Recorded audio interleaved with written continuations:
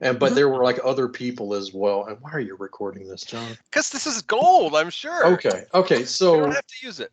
so here's the thing.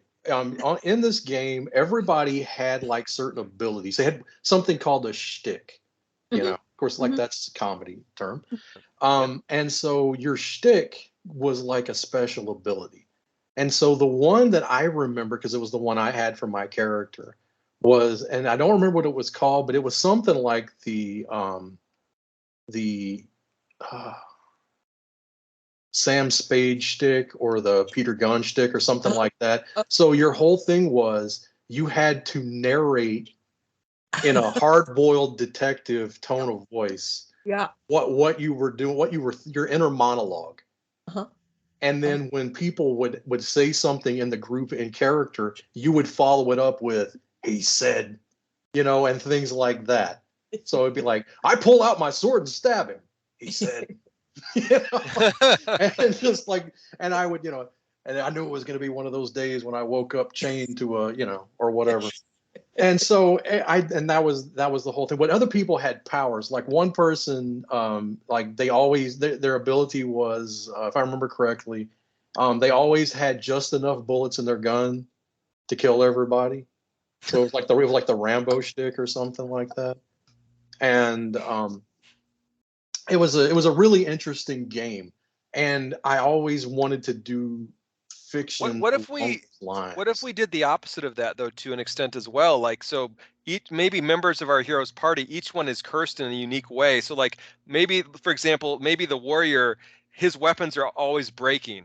So like in the middle of the battle, he's always like in the biggest disadvantage. His weapon breaks at the perfect inopportune moment, and he's got to figure out, So what am I going to do? he's like that one guy that's at every table that has the abysmally bad rolls. Yeah, like the He's natural like a one. nat one. His nickname should be just nat one, because I mean he's just rolling nothing. I had a friend, James. I'm telling you, he after a while when we would play D&D, he would always roll the fighter, because second edition was what we played. And second edition was the last time fighters were worth a damn. And he would had every time he basically rolled the same character every time, and he would have a two-handed sword, a mace, and a sword and a shield. He would come out there just like, and then like banded armor, right? So I mean, he comes out looking like the kid whose mom like bundles him up in a Christmas Story, and he can't put his arms down. He would come out like that. So he would go with the two-handed sword right off the bat, right? Couple of rolls in, nat one. The fucking two-handed sword goes. I'm sorry, we're recording. Then two-handed sword goes flying off into the bushes. So he goes for the sword, right?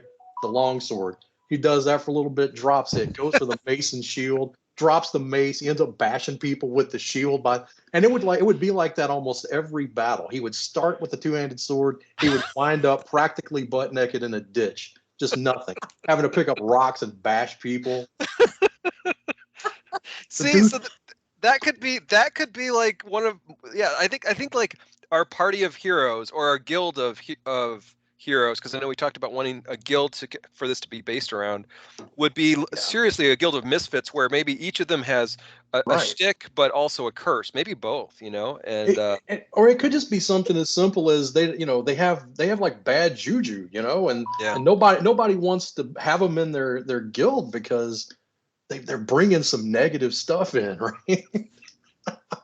I'm also kind of seeing this as like one of those, like, where they keep getting sent on these missions, and they have a reputation for being kind of idiots or misfits, but somehow, despite that, they end up triumphing. Accidentally. Accidentally, like, and everyone's just mystified, like. That they even come back at all. Yes. I'm seeing maybe, like some of the superheroes in Mystery Men, the Shoveler, and Mr. Furious, with really silly abilities. That would be kind of cool to have something like that too. Yeah, I like that. Yeah, to me, the like, that's the key, Gail. Like, their abilities have to be silly, right? Or at least absurd in some way. Yeah. Yep. But they take themselves very seriously, though. Oh, of course. Well, yeah. Let me ask you guys this: have you ever seen Orville, the show Orville? Yep. I've watched a couple of episodes. I'm not a big fan of that guy. To me, the real virtue there that I like is somehow it it uses the absurd, but at the same time, like there's some seriously gut punch dramatic moments in that Right. storyline. And I don't want us to abandon those gut punch moments for the absurd, No. I think we can do both, right? Exactly. But, we can always, because comedy is always one tragic turn away from being sad. Yes. So we can always add drama into it. I mean, if MASH taught us anything as a TV show, you can have that ultra serious stuff, and then yet you're still getting laughs all the way through. Yeah, blood squirting and still getting laughs. I'm glad you brought up MASH, actually, because that's actually an even better example than Orville. MASH to me is one of those ones that it kind of taught me that storytelling dynamic of we can laugh and we can have a good time and all that, but at the same time you said it in a dark, like what we would do, this would be a dark world, a dark setting. These guys are trying to fight evil and save people from horrendous crap.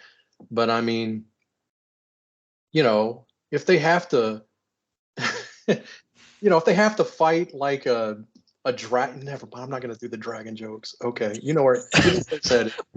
Where it said it. Do I need to stop recording so you can say this? Yeah. All right. Hold on. I mean, no, don't stop. Well, I'll tell you later. So anyway, I can do a part 2. Watch this.